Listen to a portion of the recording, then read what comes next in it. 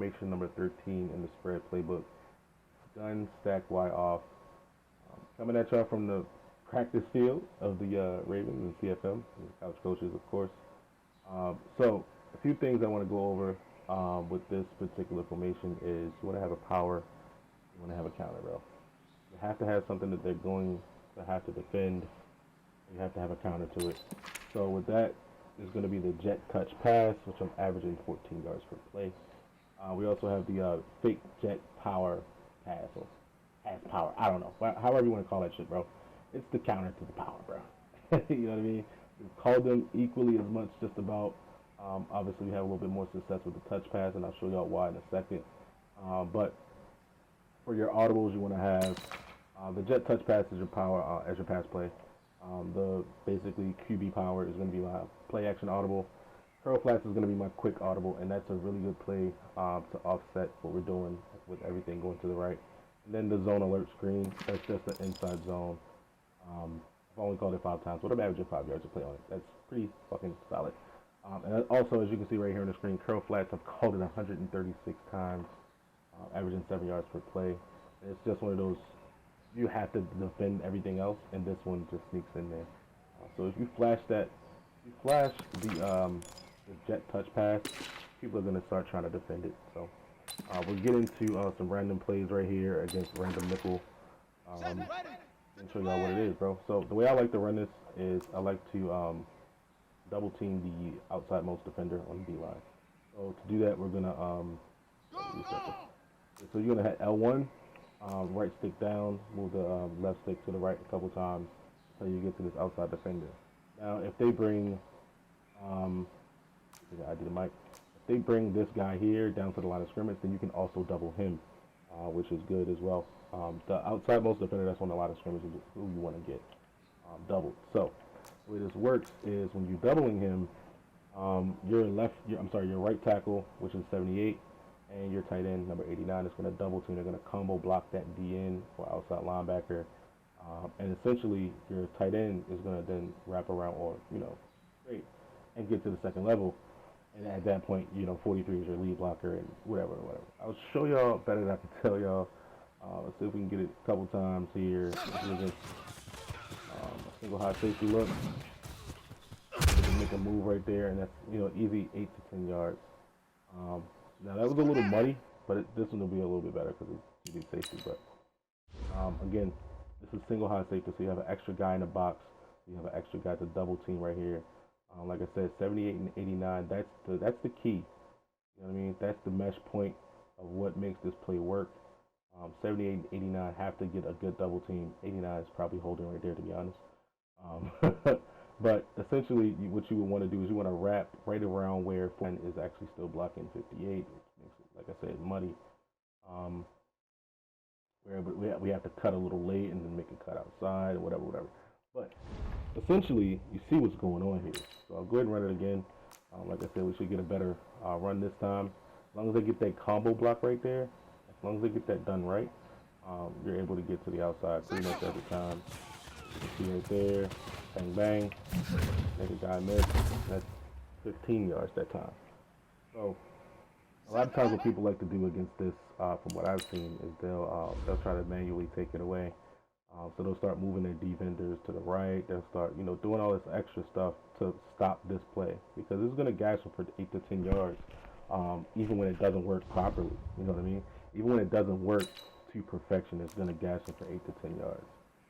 So I'll run it one more time so y'all can see this. You've seen it against a couple different looks here. Pay attention to that combo block. That 43, like I said, becomes your lead man, and you're outside. That's 20 yards right there, 20 plus. So how do you counter that? You counter that with the other two audibles here. So like I said, you have the curl flats, which is a basic concept. Curl flats on either side, but on the left you have stacks so they can't get bumped, which is really, really good. Works in your favor, especially on short yardage. And you also have the QB power. So QB power is read a little bit differently. So the jet touch pass, like I said, you're going to be doubling this guy here, and making your read off of that. But the power, you're going to be more so reading the inside. So you're going to be reading your right guard and your right tackle. That's typically where your combo block is going to come from in power. So we'll go ahead and run the power play. See if we can read it properly here. I'm going to cut that up right up the inside. If you have your QB and he's important to you, please slide unless you see open grab. But yeah, this is like I said, this is the counter to the power, which is kind of odd because this one is actual power. But the power play is the jet toss, the jet pass. So they're going to be over committing to the right. And essentially what that does is it gets people out of their proper alignment, so you can get that double team from 71 to 78, which, like I said, is your right guard and your right tackle. You get that double team right there, and you pretty much meet at the mesh point, and boom, that gap opens up 9 out of 10 times, bro. 9 out of 10 times. So I'm averaging 9 yards on this play. We start this play off at the 50-yard line, and we'll see where we slide. I think at about the 30. But yeah, it is. It's almost 20 yards. On a QB power. I'll run it a couple more times just so y'all can see that again. Again, this is 2 deep safety. So this is typically what you would not see. You would see people like stacking a box against this. We're going to read that double team block right there. Set up. Have this bad as well. Just depends on the look though. So we're going to see if we can get one to the outside. So like you gotta like read the seams. It's like I have to hit the cracks and crevices, but for the most part, I'm only running this once I've established that this is the play that you have to defend out of this formation. Once I've established that this is the one that's gonna kill you, just like this right here. Once you've established that you can get 20, 30, 50, 80, 90 yard runs out of this play, they have to start committing to that, and that's what opens up the QB power.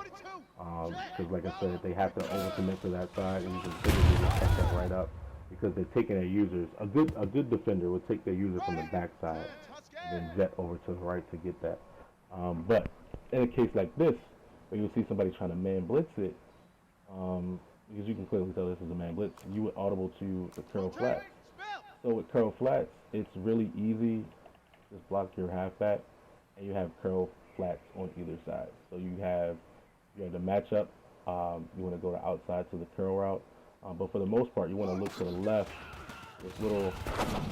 That little out route right there is really, really good against man. Any type of off coverage, cover 3, cover 4, anything that's not a hard flat, that play is money.